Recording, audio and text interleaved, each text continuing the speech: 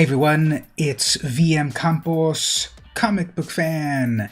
Welcome to a new Top Comic Book Picks with VM Campos. These are the new comic books coming out in the following week that you need to order at your local shop so that you're guaranteed a copy of this new #1, variant cover, trade paperback collection, cool collectible, or whatever. Tell them VM Campos sent you.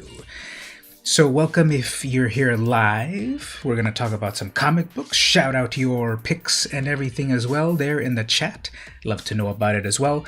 If you're watching this not live, well, we missed you. You need to come by every Saturday at 1 p.m. Pacific time to be here live to talk about comics. But if you're watching it not live, pre-recorded, you can check the description for the chapter stops to jump to the different comic publishers and chapters and such. But if you're here live, I appreciate it that you're coming to hang out. Let's talk about some comics. So let's switch over to our comic viewer. Right over here. Where's my webcam? There we go. So let's start with some Marvel comics. Y'all like Marvel comics? We're going to cover all of the publishers, basically. And if you like any comics yourself, let me know what you're looking forward to, what I should also look for myself here. So here's my first pick.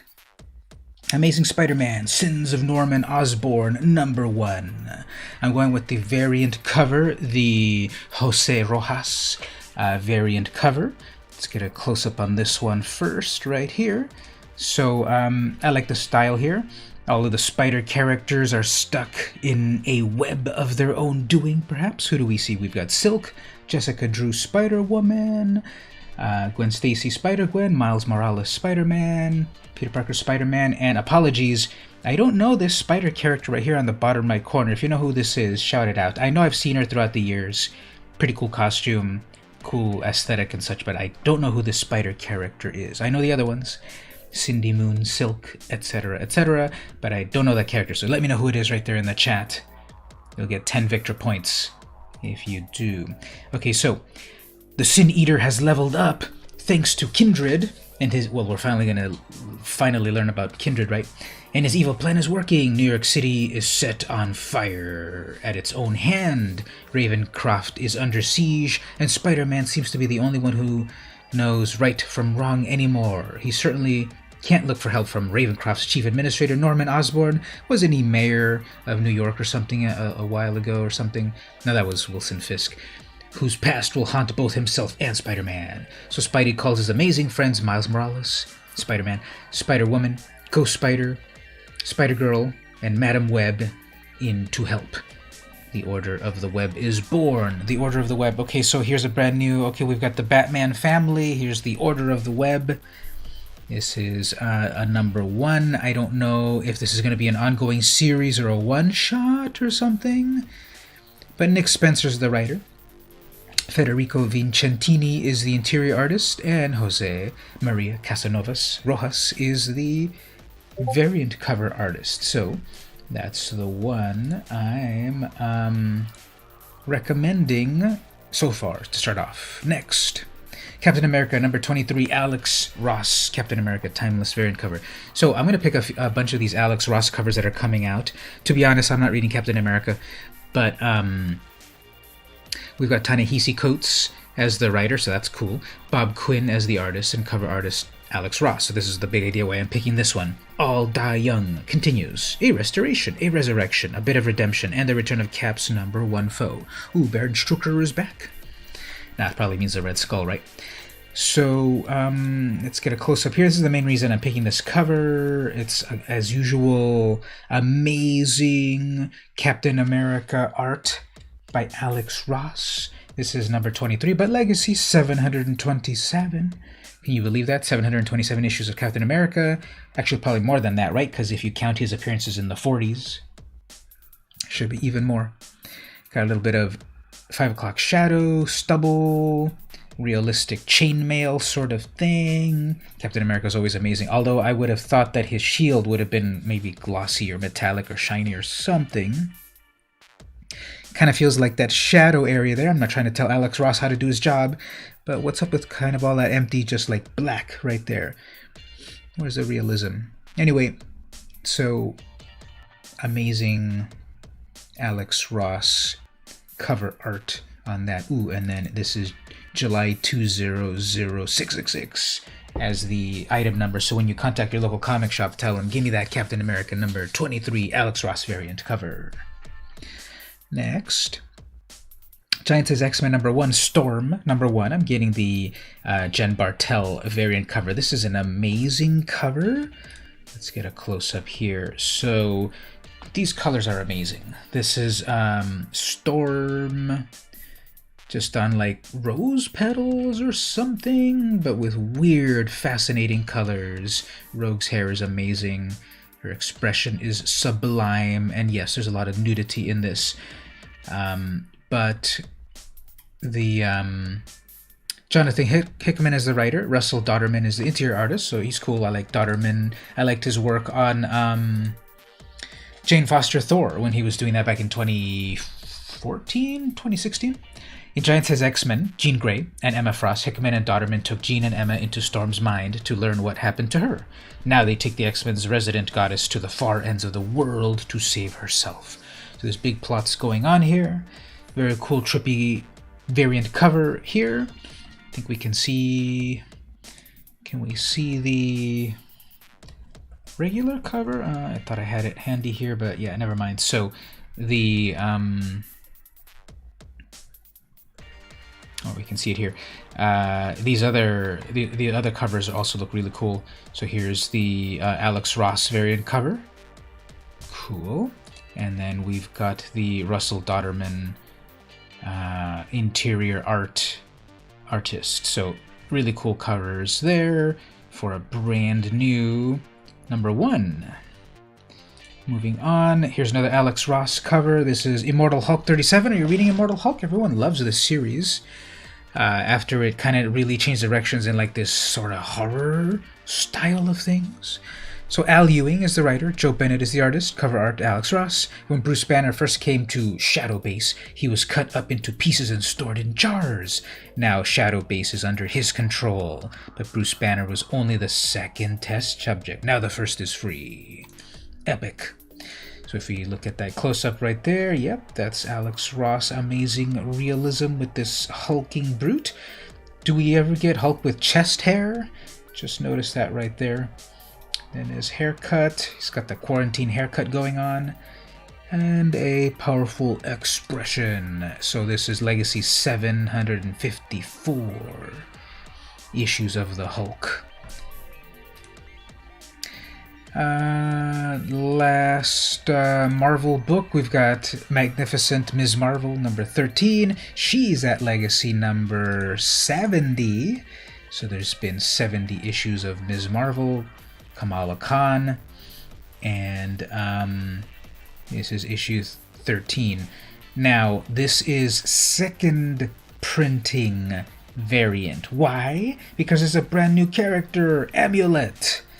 And that might be something to get into right there. Ms. Marvel is a popular character and one of the popular recent generation of Marvel superheroes, and she's like totally blowing up in the not in the MCU, but in the other Marvel universes, you know, the TV and video games and all of that. So she's popular. Here's a brand new character. So if you want to be a completist, you want to get, of course, number 13 first printing if it's still at the shops, and then or pre-order here second printing. Let's go look at the original one. So if you're browsing the comic shops and you see this one, however, was in shops back in March or so. How did it work with the pandemic? So if you see this one, here's the first printing, introducing Amulet. So if you want to get both, here's the original first printing of this brand new character plus the other second printing. This town ain't big enough for the both of them, or is it? There's a new hero in Jersey City, introducing Fadi Fadlala, aka Amulet. What secrets is this gentle giant hiding? Is he friend or foe? And why is he showing up now, just when Kamala got her life back on track? Read on and find out. True believer. So we've got Saladin Ahmed on writing and Joey Vasquez on art, as well as Juan Velasco. You get a preview of the art right over here. So it's this fun modern style of sort of like cartoony, kinetic style of art in the series, and a lot of action going on. Watch out, kid, with your pig, with your pet pig. And then we get the final shot here. Name's Amulet. So that's the new variant cover of the next printing right there. So it's just taking that internal art and putting it out there with a little change right now. There's the demon, there's the punching, cropped at the right spot. So yeah, anyway, there we go. So that's my last pick for Marvel at the moment. What do you think? What am I missing in Marvel? What are you reading yourself? Tell me right there in the comments. Any issues you're looking on the lookout for? There's a bunch of them to talk about, of course. This could be a complete Marvel show, but we want to talk about all the comics that are coming out. There's a bunch of True Believer $1 reprints and stuff, and some facsimile editions, but that's what I'm picking for Marvel coming up for the next week. Now, for DC, I keep telling myself, I need to get on the ball with this. Now that DC has removed themselves from Diamond distributors, we don't see their listing here on Previews World. We have to go over to their like 100 megabyte catalog, which is really inconvenient, and so I don't really have too many DC comics to point out unless you there tell me about them in the comments. So the only one that really was here in Previews World is Mad Magazine. So the October issue of Mad Magazine, what is that, issue 15, 16 or something?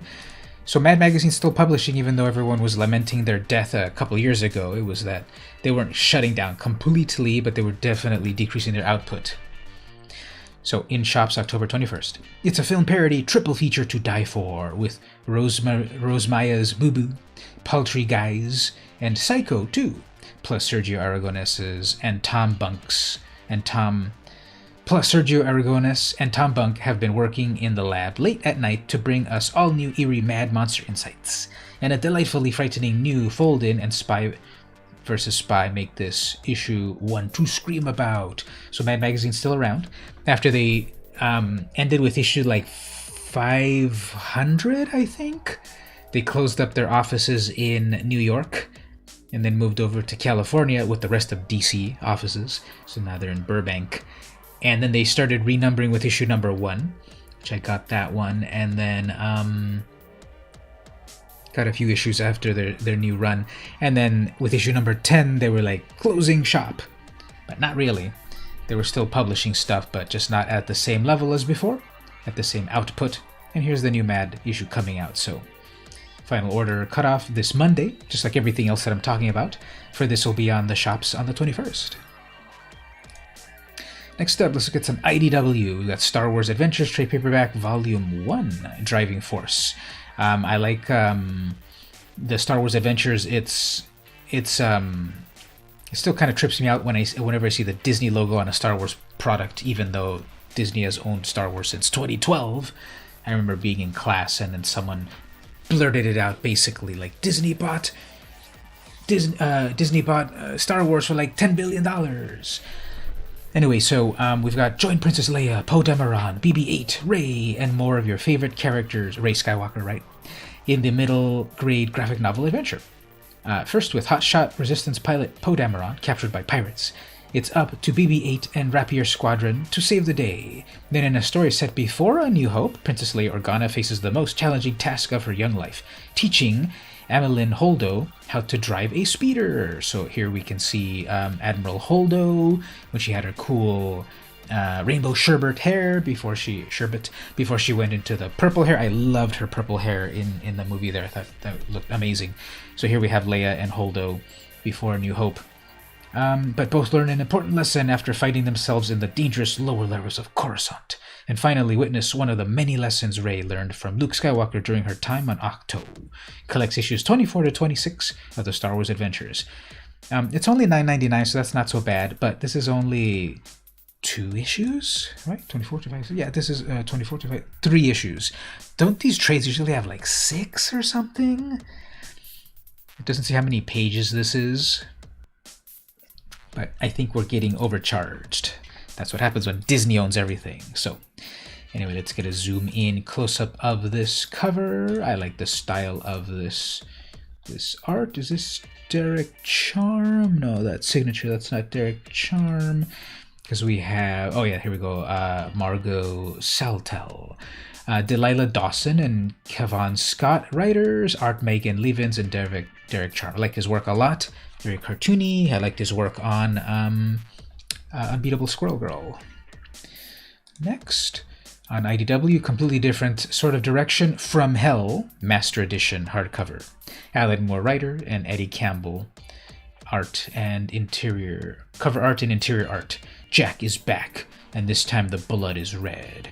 In this remarkable new edition, the award-winning bestseller From Hell now features astonishing colors by Eddie Campbell. So if you thought this was going to be just like a Ted Turner colorization of things, Eddie Campbell himself, that worked on the originals, is coming in for the colorization. The award-winning bestseller From Hell, often ranked among the greatest graphic novels of all time, takes on haunting new dimension in From Hell Master Edition, enhanced by impressionistic hues and revisions by Eddie Campbell himself, along with all the original annotations by Alan Moore, co-published by Top Shelf and Knockabout, but also IDW. This is $49.99. It's the complete, fully colorized epic. I actually picked up. I'm prowling eBay for issues of Taboo, Steve Bissett's horror anthology from the late 80s, early 90s, where these were originally published. So it's a fascinating series, of course, and I can't wait to see how this will be in color, because obviously the original black and white was pretty amazing, and here they're going to do a color version of it. So what do we think about that? Have any of you there in the chat read From Hell before? Or other Alan Moore books? Shout it out. What do you like about Alan Moore? And so a new Master Edition colorized version is coming. And what do you think about that? I'm on board with it. And it's $49.99, but it's the complete series. So that's my pick there for IDW. Let's look at the next one. Let's look at Dark Horse. You Look Like Death, Tales from Umbrella Academy, Gerard Way and Sean Simon as writers. Artist is I.N.J. Culberd, and cover art by Jordi Belair, Leonardo Romero. So I picked with one of the variant covers. I think this is a hilarious, disturbing variant cover. The first Umbrella Academy spin-off series.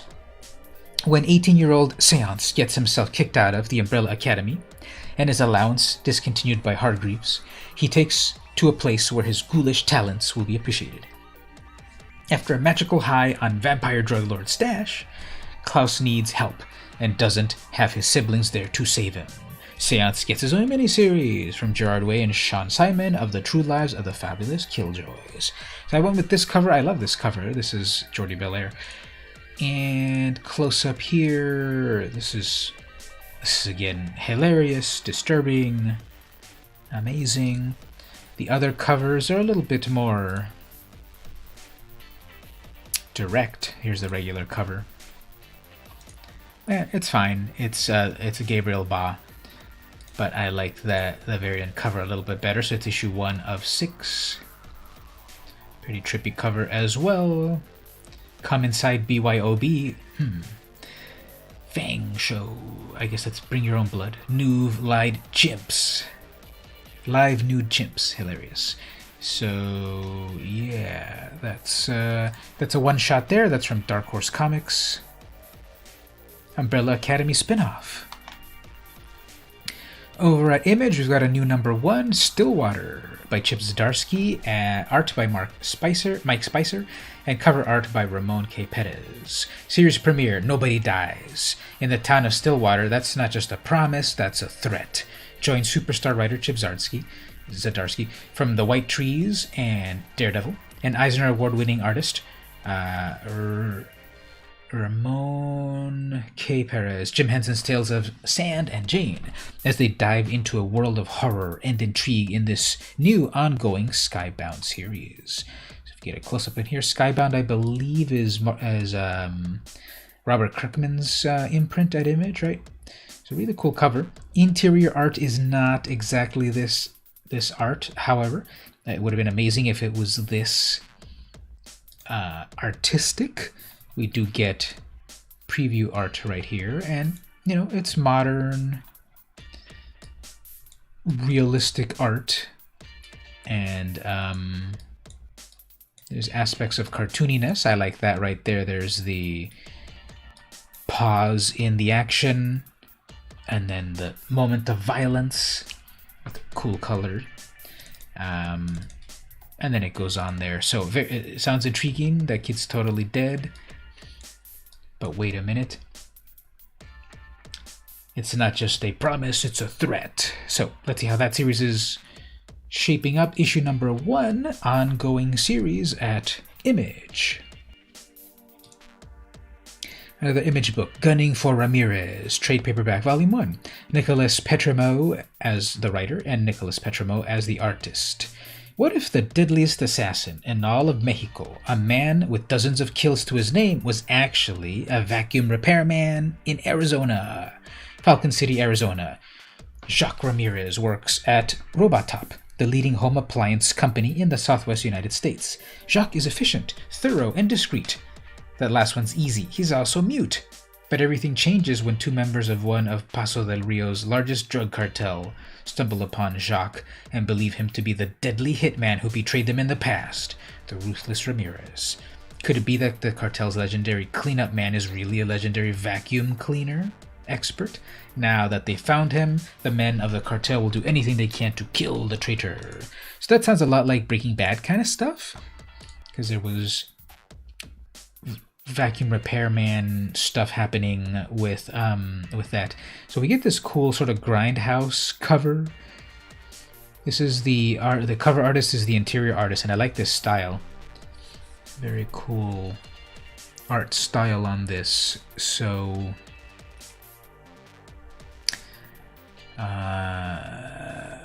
presents the first in a trilogy, a tribute to the action thrillers of the 80s and the 90s. I would have thought that more like the 70s. Grindhouse.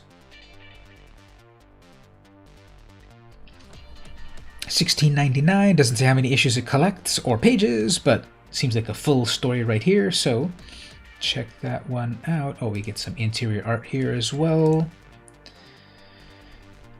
So just as a quick browse here, I like the panel layouts. We've got these open panels, we've got some action, blur effects. That's or is that a gremlin? AMC gremlin with a missing door. Bad language. Yeah, cool cinematography panel layout on that. So there we go. That is Gunning for Ramirez, trade paperback.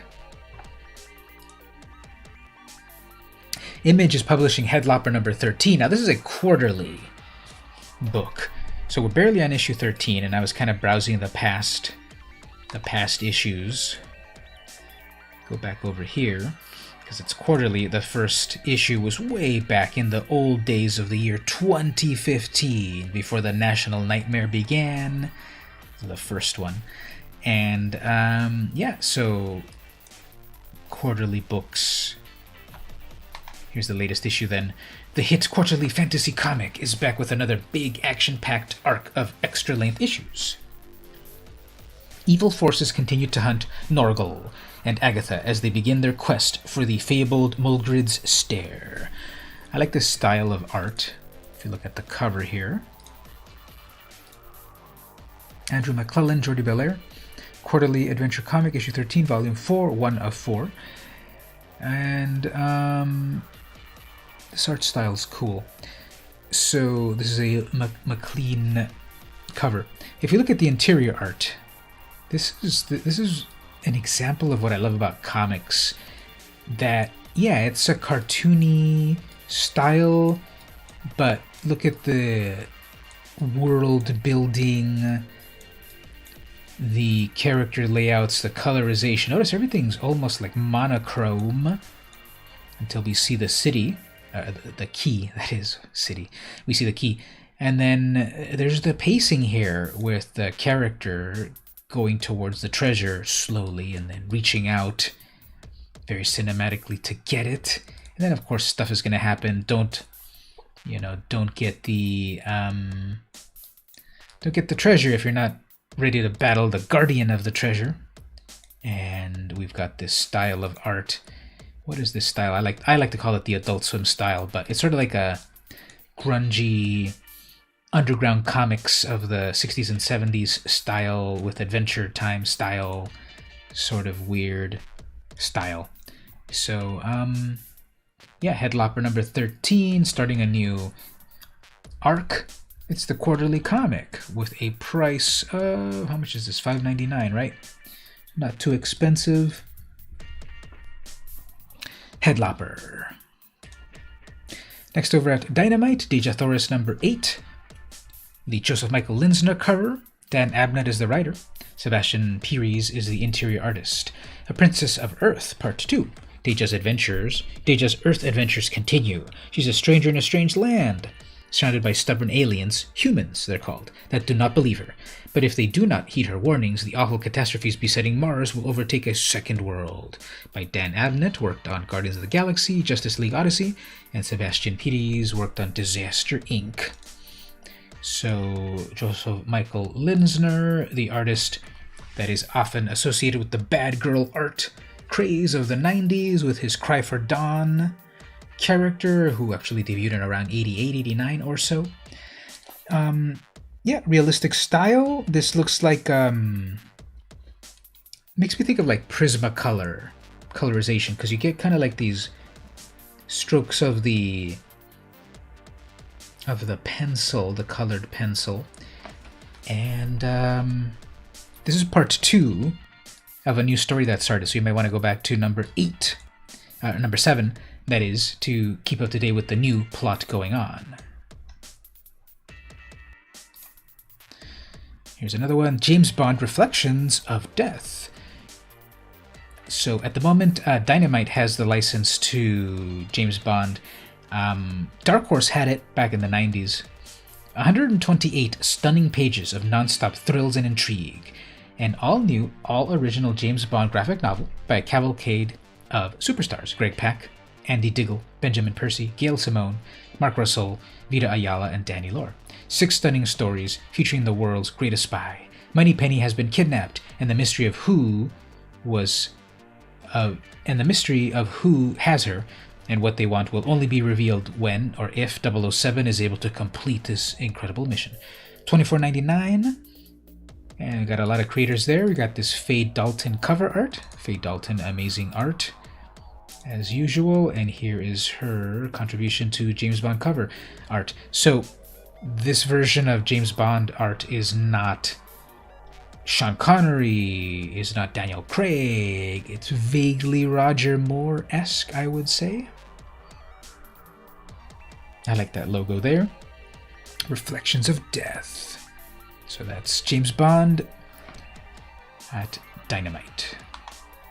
And one more Dynamite book, Vampirella, Trial of the Soul. One shot. So this is just a one shot, so you can you're one and done. Written by Bill William, artist by Giuseppe Cafaro, cover art by Bart Sears. I really equate Bart Sears with Wizards magazine. Back in the 90s when he was doing his Brutes and Babes. Brute and Babe? What was it called? Plural or singular? Brutes and Babes? Where he was doing his how to draw Brutes and Babes. Like really muscular guys, really curvy ladies. After that, I don't really know what else he worked on, but I really equate him with back then in the 90s. Does Vampirella have a soul? That is the question being asked by an immortal wizard king who has come to determine her fate. If she does, she will be spared. If not, he must destroy her, no matter how charming he finds her. This can't-miss standalone tale introduces the latest member of Vampy's spine-tingling rogues gallery. Eisner Award-winning fantasy maestro Bill Willingham, from Fables and Robin, brings this fable Fable and Fable, brings this story to the page with a haunting cover by Bart Sears, who worked on Turok and Blade. Oh, okay, there we go. He worked on a couple of other big properties. And interiors by Giuseppe Cafaro. Justice League versus Suicide Squad, $4.99. To be honest, I don't think this cover is amazing. It looks kind of empty, kind of like this like fog, looks a little bit too photoshoppy, as well as the one in the back there. Vampirella's expression's a little bit weird. I kind of like her hands though, that's kind of cool. Anatomy is fine, hair is fine. I like that skull up on the top on that Celtic cross dripping blood. I just kind of feel it's a little empty, it's a little too photoshoppy. I think the colorization is a little photoshoppy as well. But it's a one-shot. I like Vampirella. She's celebrated 50 years last year, and this is a one-shot. So what do you think about that? Are you interested more in one-shots that are like a self-contained story? Tell me there in the chat. Do you like long, ongoing stories? What about Vampirella? Have you read Vampirella before? Are you interested in her tales? If you've never read Vampirella, she's cool. She's like this tough vampire from the planet Draculon. Their rivers flow with blood. They must drink blood to survive. On her very first appearance way back in Vampirella number 1, 1969, we get a look at her world, created by Forrest J. Ackerman and Trina Robbins. So, Vampirella, Trial of the Soul, one shot. Next up, let's look at Boom Studios. If you're into Buffy the Vampire Slayer, if you're part of the Scooby Gang, here we have the hardcover Volume 1 collection. Collects Vampire Slayer Season 12, number 1 through 4, plus Giles, Girl Blue 1 through 4, published by Dark Horse. So, Christos Gage, Erica Alexander are the writers. Artist George Ginty and Jonathan Lamb. Cover art Steve Morris. Let's get a close-up of this. So, anyone out there in the chat into Buffy? Season 12. I kind of like how comics were doing the Season 12, Season 10, Season 3, you know, of these series that were out on TV, and then, like, continue it in comic book format. I remember picking up the X-Files Season 10 when that came out a few years ago. Very enjoyable continuation of things. And then, so Buffy, we've got Season 12 here. Collects all of the Season 12 stuff. Really cool cover art. I like it a lot. A lot of action. Great caricatures of the character. Sarah Michelle Gellar herself. Chera. And a lot of creators on that. It's library edition. That's $29.99 because it's a hardcover. They'll probably publish a soft cover soon enough. But what about yourself? Do you like to read the soft covers or the hard covers, individual issues, floppies as they're also known? And that's over at Boom Studios. Another Boom book, Faithless, Volume 2, number 4. I'm going with the cover B, the Connecting Erotica cover. And yes, that's exactly what it sounds like. It is a XXX rated Tula Lotte cover. She does amazing art. I loved her work on Ms. Fury. And this is volume 2 of this series. Let's go look at other issues here. They're not going to show what's actually happening in the covers. Well, they kind of show some stuff. It's kind of sexy.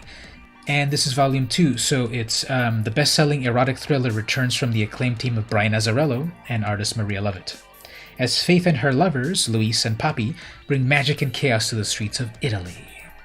So that's issue number 4. I think it's just a 4-issue series or so. Those are the regular covers that can be shown. So let's get some interior art right here. How much are they going to show and how much are they going to blur out? Ooh, covered in bugs. That's not cool.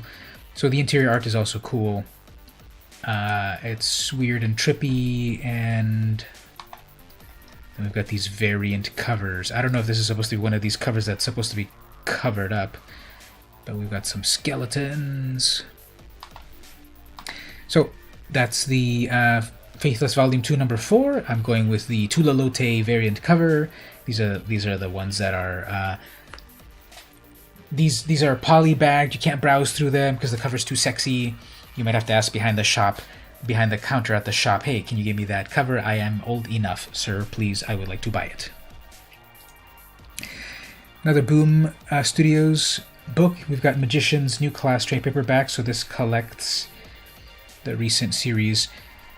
New York Times bestseller, series creator Lev Grossman returns with an all-new story in the world of the Magicians with award-winning writer Leela Sturgis and rising star artist Piu Bach that features the first appearance of the next generation of heroes and villains. Long after Quentin Coldwater has graduated from Breaksville, Dean Fogg welcomes the first class in Breaksville history to include hedge magicians who are known for being dangerous practitioners of unsanctioned magic. As these two student bodies clash, everyone at Breaksville is forced to take a side, not realizing a new threat has threatened them all. So this cover art looks cool. We've got Lev Grossman, Leela Sturgis, Piu Bach, Gabriel Casata.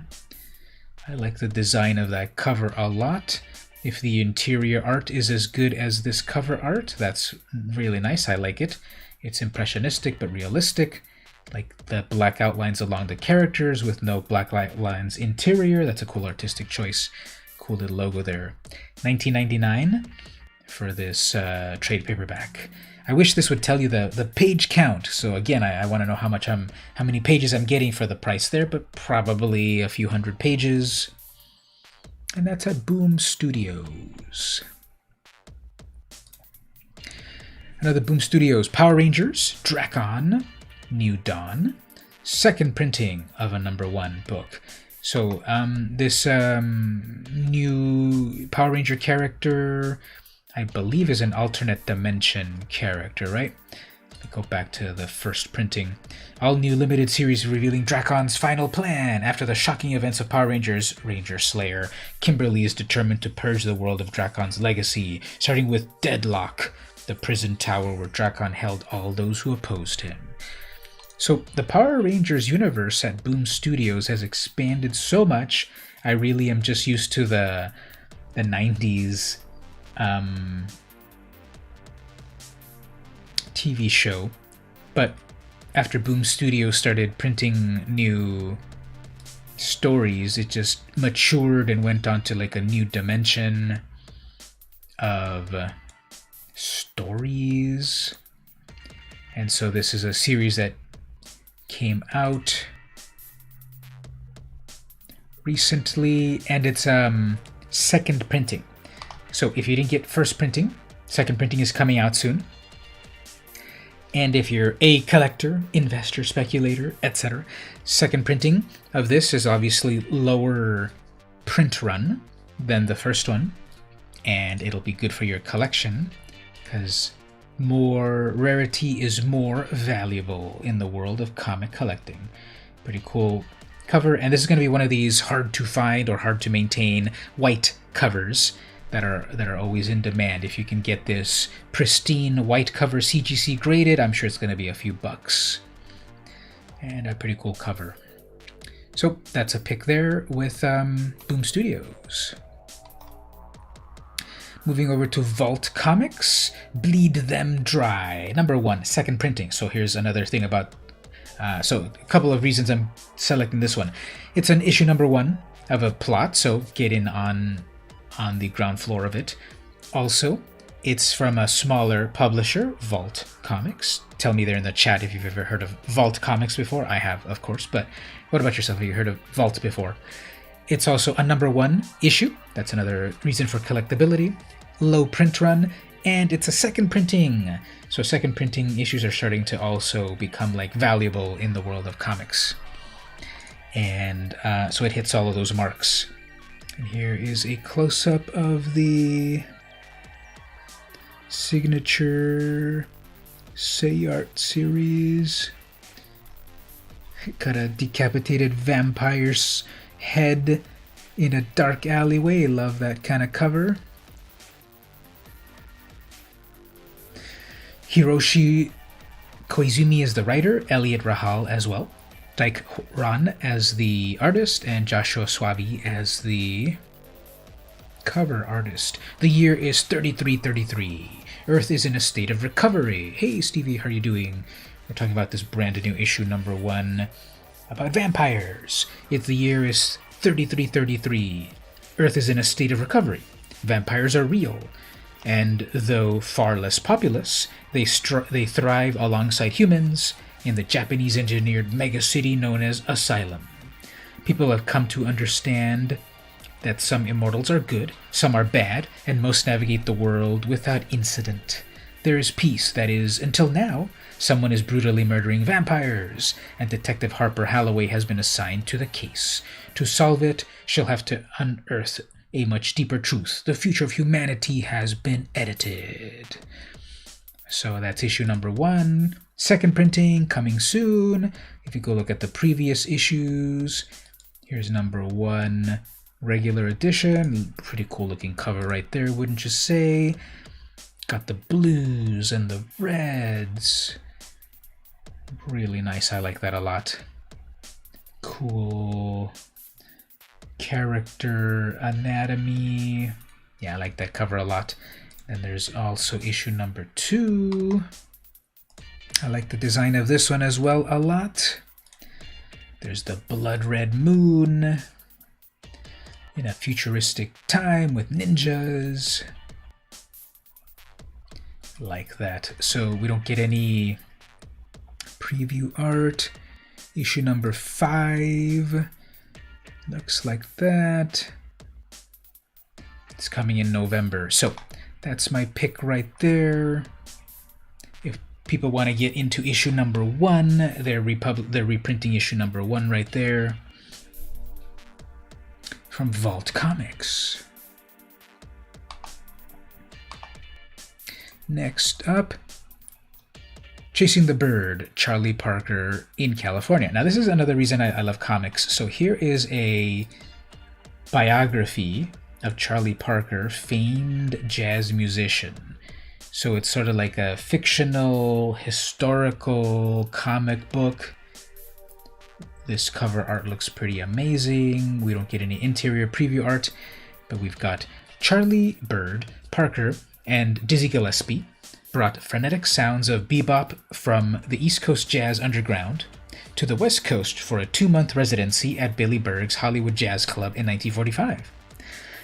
So this mixes like realistic, this mixes like real history plus in a cool, comic book format. This marked the beginning of a tumultuous 2-year stint for Bird, bumming around LA, showing up at jam sessions, crashing on people's couches, causing havoc in public places, and recording some of his most groundbreaking tracks, A Night in Tunisia and Ornithology. Chasing the Bird explores Bird's relationship with the people he met and encountered during LA, and those found themselves in the orbit of the jazz genius.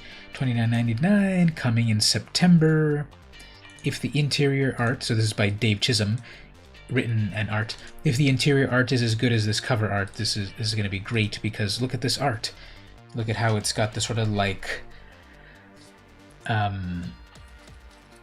digital airbrush effect, like around the sun and such. Just wonderful colors and tones. A realistic style of art. And this like totally feels really great, like these purples and palm tree tones and such. Chasing the Bird. And that's at Z2 Comics. So never heard of them before until today's review. But I like that they're publishing things for about different publishers or different ideas. Next up, City of Belgium hardcover. This is by Brecht Evans, written in art. Look at this cover art right here. This is amazing. This is, again, the full range of like comic books. We've got mature books, all ages books, superhero books, sci-fi books, autobiographical and biographical books, historical fiction books, etc. And the art, such a range of art where we've got realism, cartooniness, and this feels like it's a something of in a museum style of art. As for the story, as night falls in the city of Belgium, 3 strangers in their late 20s, a most dangerous age, arrive at a popular restaurant. Yeah, pretty beautiful artwork, isn't it? Jonah is about to move away. He calls his wife, who's already settled in Berlin, before trying to make plans with friends for one last night on the town. No one bites. They're all busy, or maybe they just don't want to party, but he's determined to make this evening something to remember. So, it's a self-contained comic in one issue. It's about people in the real world. I wish we had some preview art to look at, but if the interior art is as good as this cover, then I think the interior art will probably be as beautiful as this. Next up, okay, as I was putting together today's list of this weekend's list of comics, I came upon this that I had never heard of. Comics Review presents. So this is reprinting classic comics from like the 1940s and the 30s and such. So we've got old comics of Flash Gordon, Gasoline Alley, Tarzan, Steve Canyon, Crazy Cat, and such. So it's 1995. It costs $19.95, and it's a collection of vintage comic strips that you're never gonna find these easily nowadays. And so this, I don't know how often this series gets published, but when I was looking at here the back issues, we have the date, for example, September, June, February, January, October, September, April. So I don't know how often this gets published, because these dates, right? We've got like in 2018, August, October, January, February. They kind of like randomly publish these books. If you go back to the very, very first one, actually the one I was just showing was issue number 66. If you go back to the first issue, this was published, issue number 1 was published way back in 2009. New double-size format. This new version of America's longest-running magazine of classic comics has twice as many pages of strips as the earlier version, on better paper, and includes 8 pages of full-color comic strips wrapped in a new cover by Mark Schultz. Insider stories such as etc., etc., all the way from 1934, never before printed in English. So, I hadn't heard of this before, Comics Review, and apparently they've been publishing since at least... Yeah, the dates aren't in any sort of good pattern, are they? The dates don't make any sense, even if you go back to the beginning. We've got September, November, January, May, June, August. So who knows how often these are actually published. It's just like, you know, be on the lookout for them when they're published, whenever they get published. And so this is from 2013.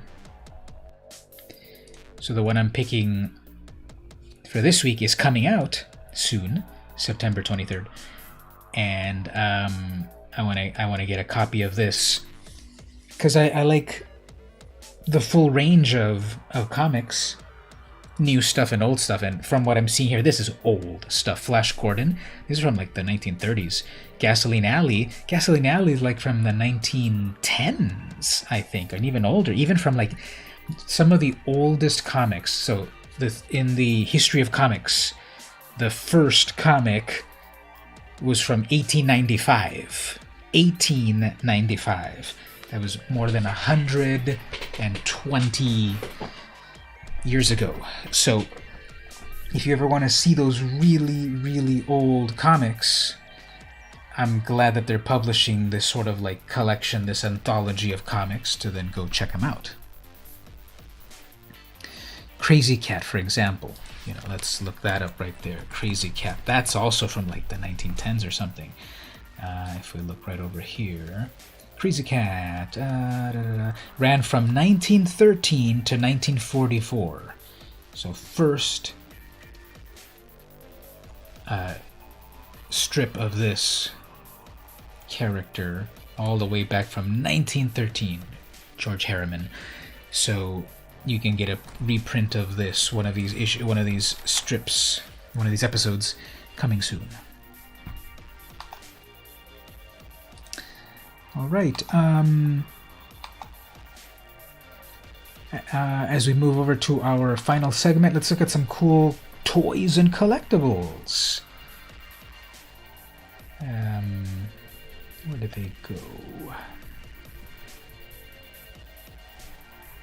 right, here we go. Let's look at some cool toys and collectibles. So, Archie Comics is doing their Archie horror comic books, and they've got cool little statues. Here we have Jughead the Hunger. If you didn't know, in one of the Jughead stories, he gets bitten by a wolf and he becomes a werewolf. So Jughead is a werewolf. And here is the statue version of it. Now, I love the sculpting of it. It's a cool pose. It's like rendered really well. You can see like the zipper and everything. But what I don't like when they do these statues is I don't like the black and white statues. I don't love the black and white statues. I think it's really dumb to have black and white statues. I want these to be in color, so I'm not like accidentally showing something wrong here. The statue is in black and white. What do you think about that? Like a black and white statue. And they don't just, I've seen them for a lot of things. I've seen like Harley Quinn and Batman and the Joker, black and white. And it's like the reason that these characters, partly that they're so memorable, is like their design, and part of their design is color. You want to see the Joker with green hair, pale skin, purple outfit. You don't want a black and white version of that. That makes no sense. And even this character, it's got to be in color. So, no price listed yet, but from Icon Heroes. Icon Heroes presents the San Diego Comic-Con exclusive black and white Jughead the Hunger polystone statue from the Archie Horror Comics, formerly con exclusive but now available to a wider audience. Based on issue number 2 cover, Jughead stands 10.5 inches tall. That's pretty tall. It's like that big. That's like that big. It's big. On top of a rock base. Each statue is hand-painted, individually numbered, and includes certificate of authenticity. So this is one of the Comic-Con exclusives, Comic-Con at Home exclusives, and that's going to be on sale for regular. Doesn't say what the price is, but I like it. I like it except for black and white. And then related to that is the other part of the Archie Horror Comics is Vampironica. This is a vampiric Veronica, and I kind of don't like this one as much as the Jughead one. I think she's kind of leaning back a little too far in a weird way, and again, I don't like black and white. This would be more effective to have the red blood on her mouth, just like on the cover. But yeah, some people like that stuff. Let's see what else here. Okay, this one that I saw. Death Dealer, the classic Frank Frazetta fantasy character from like 1970 or something, in a very realistic style. This looks amazing. Although this character always reminds me when he's on his horse. Here he's standing. So detailed. It's got like the cloth and the chainmail and the skulls and the swords have blood. Tell me that doesn't look amazing. From Exclusive Replicas. During the time of the Norsemen, around 1200 CE, the Death Dealer rode atop a large black horse and would execute anyone who visited this place with one fell swoop of his axe. He was even so powerful that he had an army of the living dead at his command. Based on the artwork of Frank Frazetta, the Death Dealer is a 1:12 scale statue featuring the TB League male seamless body with metal skeleton draped with chain links skirt, a dark cloak, and horned helmet. He includes weapons, accessories, a machete, a battle sword with sheath, a shield, plus 3 pairs of interchangeable hands, and a base with holder for simple display. Now, it does cost $84, but it looks pretty cool, pretty realistic. Some other examples here. It's a little bit posable. Actually, that's kind of cool. You can pose it pretty well. Cool. Now the funny thing, let's look at the original. Frazetta Death Dealer. Here's the original one. Here's the much more famous. Let's see, this is it right here. This is the famous one. 1973. So that's that same character. That painting is totally famous. I think it's even like part of a heavy metal album cover. But what it's so famous, I think, is the horse. That epic black horse, and the scenery and such. I think that's what makes this much more famous. So this one that's being sold, it doesn't have the horse. Although as we saw over here, it looks like they had a version with the horse for sale over here. That looks cool too. So, yep, that one stood out to me. That Death Dealer. This one, I like this one, half and half. This is the Desktop Army. So Mega House is publishing or releasing a bunch of these like little cute small desktop-sized models and toys of various Japanese animation. And here we have the Ghost in the Shell, the Major plus riding a Tachikoma. And here we get a close-up of it. So what I like about this is the Tachikoma mecha, but I kind of don't like the Major. She's too chibi. See, you can see a close-up right here.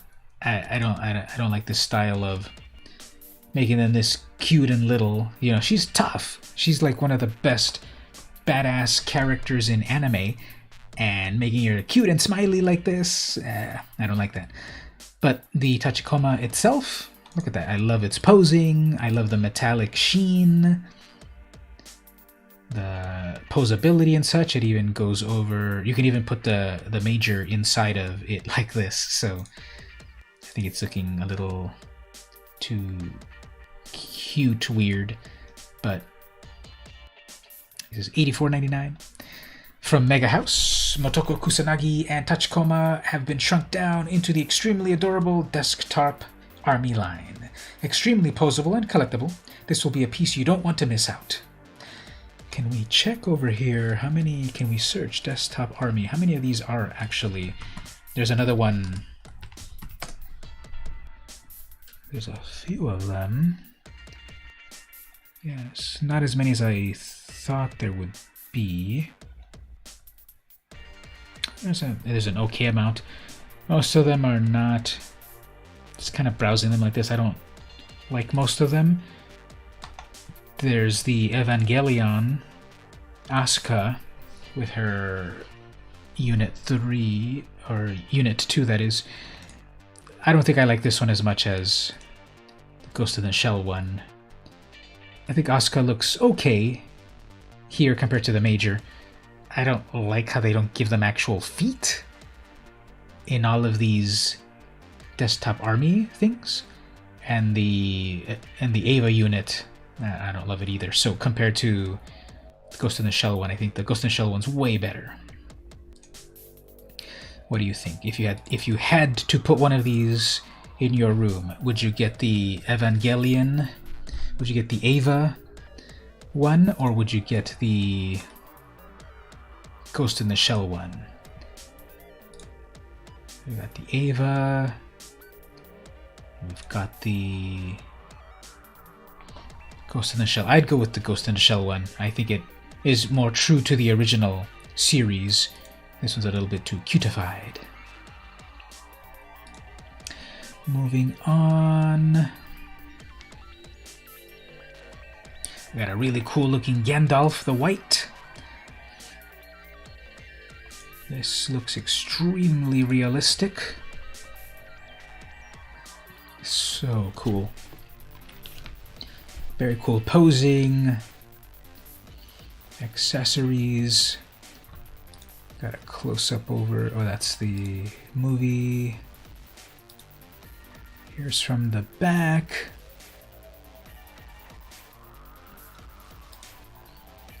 Close-up of the face. This looks so realistic.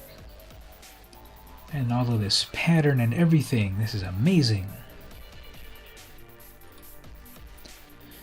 This is from Weta Workshop. So the people that worked on Lord of the Rings. From the certified cool stuff addicts at Weta Workshop, you can let your fan flag fly with figures of fandom, iconic characters from the hottest in pop culture. Made from high-quality PVC, standing 9 inches tall, each character is faithfully rendered from a licensed 3D asset and comes complete with stylized environmental base. From the beloved Lord of the Rings franchise, collect these figures of Gandalf and the Witch King of Angmar. So $119 to have your own amazing Gandalf the White.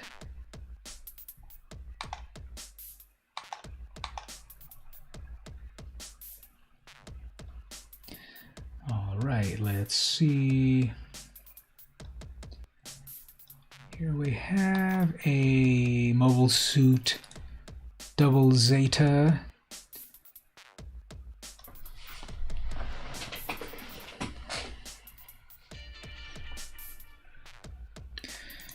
This is a really cool sculpt. Very smooth. Boots look really cool. The base looks great.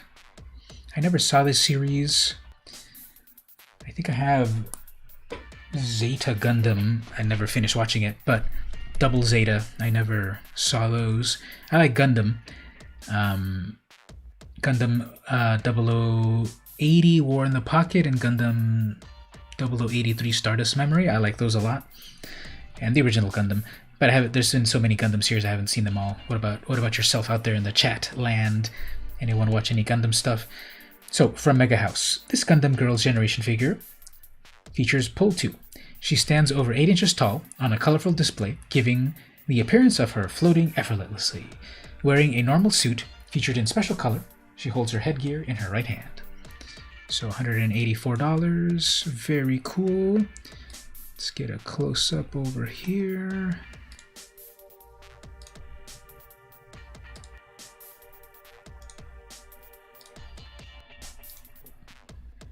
So yeah, that one's cool. For even more vintage anime, here we have a Mazinger.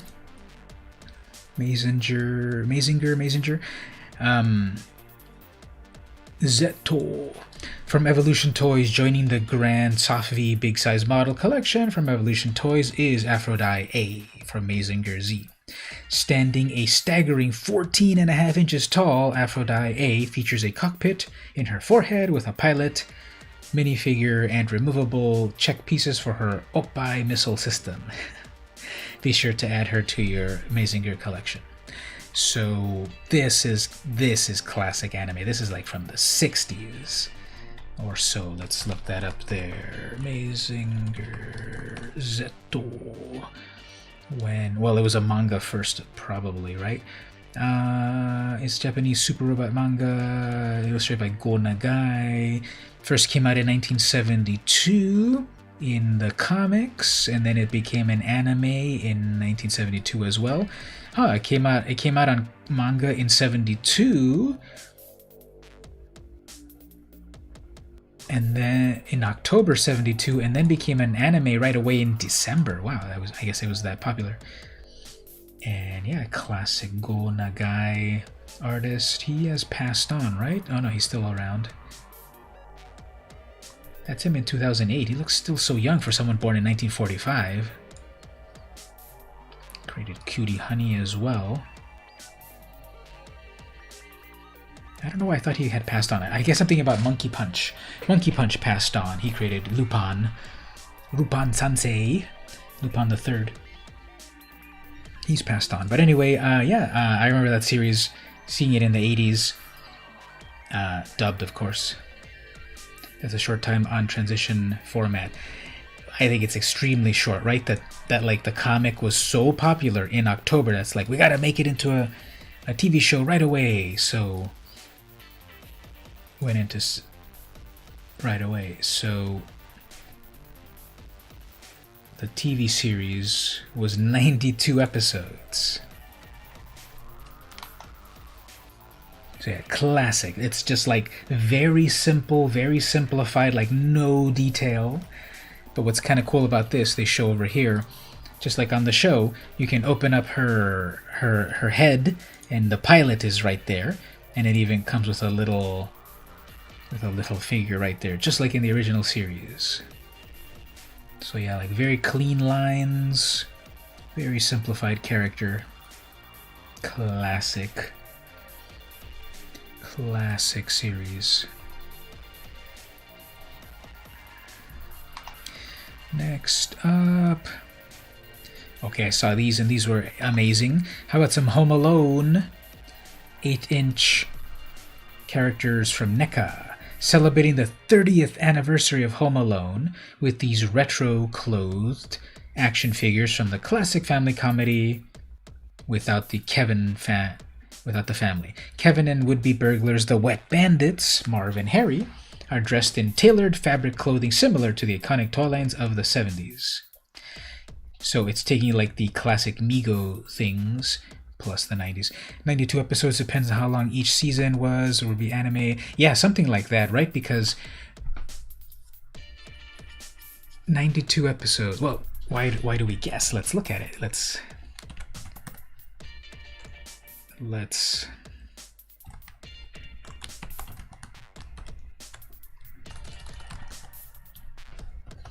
we can actually see it right there. We can use the power of technology to see exactly, to get the answer that we need here. List of episodes, 92 episodes. This is a list of the 1972 series, which aired in 72. Here's all the episodes. It doesn't break it down into seasons, actually. That's funny. I guess they really didn't have seasons back then, 92 episodes, but let's see if we look at it like this. It's from 1970, okay, 72, December, then in 73, we have January, February, March, April, May, June, July, August, September, October, November. Yeah, it went non-stop. There were like no breaks in seasons. It was just week after week after week for 92 weeks, 92 episodes. Does IMDb break it up? Let's look it up at IMDb.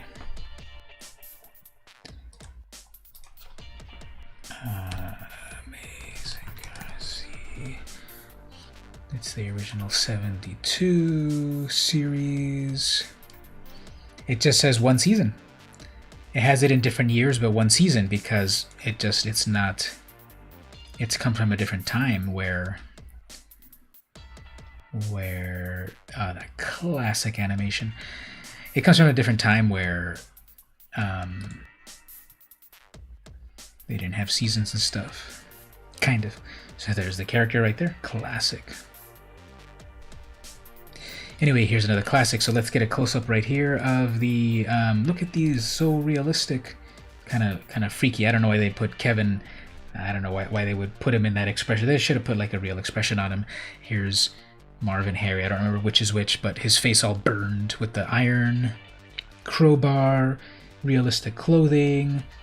Joe Pesci looks amazing. Macaulay looks a little weird. But yeah, these are cool, and they even have interchangeable heads. Okay, yeah, so you can switch the heads out. Here's when he gets his head torched.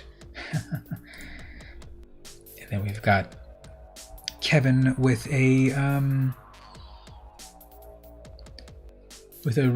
better expression. Okay, I like that better. His BB gun and everything. And we've got him there. It looks cool. Crystal ball. Crystal ball? I don't remember about that. What's going on with a crystal ball? Haven't seen the movie in a while. But yeah, it's a classic movie. 30 years old already. Time flies. Look at a few more. Collectibles. I've been streaming for an hour, so we're gonna wrap up in a little bit. But this one's funny. Little dumpster fire nightlight. Nothing will comfort your garbage life like a soothing, flickering dumpster fire nightlight. Features LED with flickering flame. Touch activated. Just tap to turn it on. 1 hour shutoff to elongate battery life. So it's 5 inches by 5 inches by 4 inches, almost 50% larger than the toy. 3 AAA batteries required. And it's a cute little nightlight that turns on and it flickers, and it's a dumpster fire. So that's cute. How much is it? It's $28. $28 for a nightlight. Yeah, it's extremely cute, but $28. I forgot to say the Home Alone figures are $36. Let's see what else. Oh, I saw this one. A brand new Carnage statue. This is by I always have to say it twice. Kotobukiya. This is from Kotobukiya.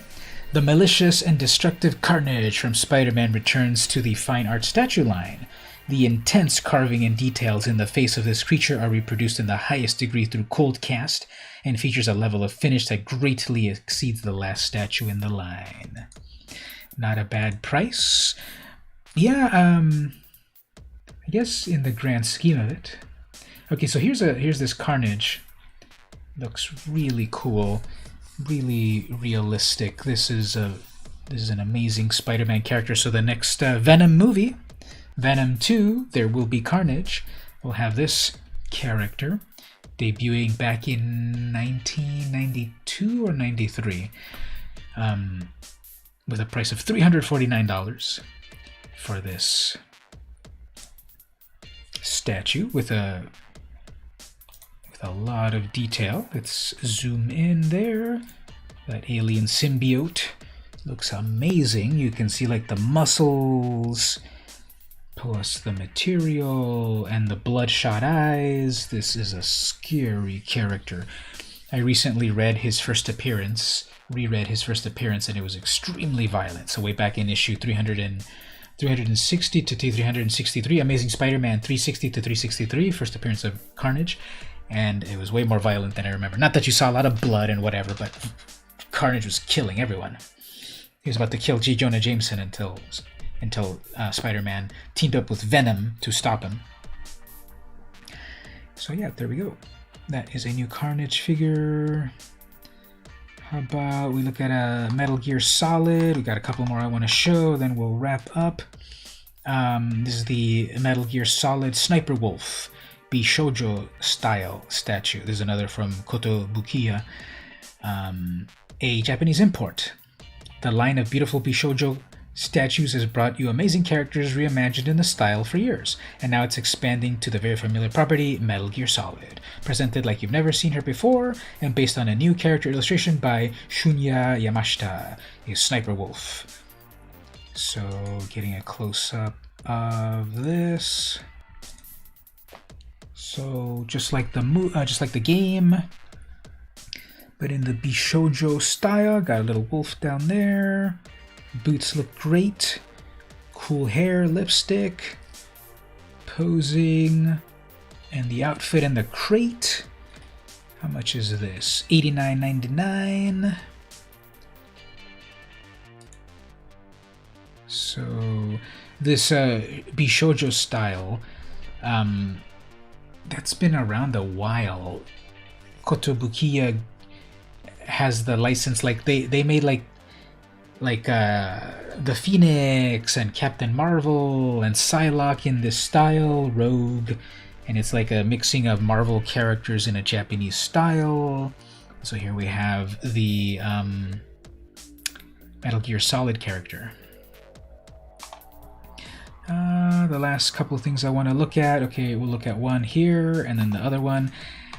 I kind of love this right here. Weta Workshop is doing...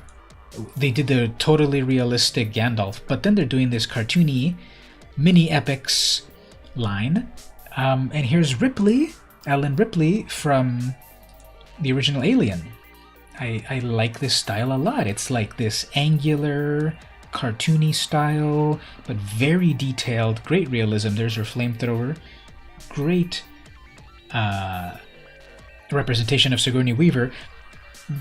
The cat, what's the cat called? Jonesy? Jonesy the cat? The cat looks way too cartoony compared to Ripley, but the I like this style a lot. If you get a close-up here, this looks so good. That's totally Sigourney Weaver. We got all of the details with the zipper and rusty zipper. Alright then, Stevie, see you later. I'll be back at the Magic tonight. Thanks for stopping by. And so that's the Ripley character. I really like that. And then we'll end today with one final character. Ghostbusters, Peter Venkman, Weta Workshop, Mini Epics, $29.99. Let's check out this detail right here. They could have removed the background a little bit better, but I like the style of like really gangly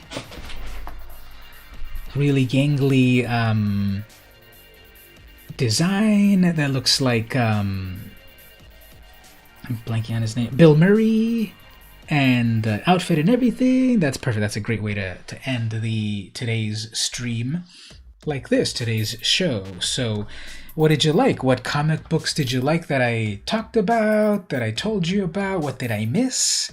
What are you looking forward to in the following week? Remember, all of the comics that I showed and all of the stuff and collectibles, this is for the final order cutoff date, which is this Monday, the 24th. All of these comics that I talked about, to guarantee your copy of these books, you got to order them by this Monday at your local shop to be guaranteed your own copy. Tell them VM Campo sent you. You might be able to get the book after the deadline, but you never know. Why not pre-order it? That's what this series is all about, to tell you about the comics and collectibles that are coming soon, to order them so you don't miss out. If you're watching the video not live, come and join us and chat with us next time, every Saturday, 1 p.m. Pacific time. For about an hour or so, we'll talk about comics live. I want to hear your thoughts on comics and collectibles as well. If you're watching this on the replay, check the description for the various chapter stops to go to what you like the most.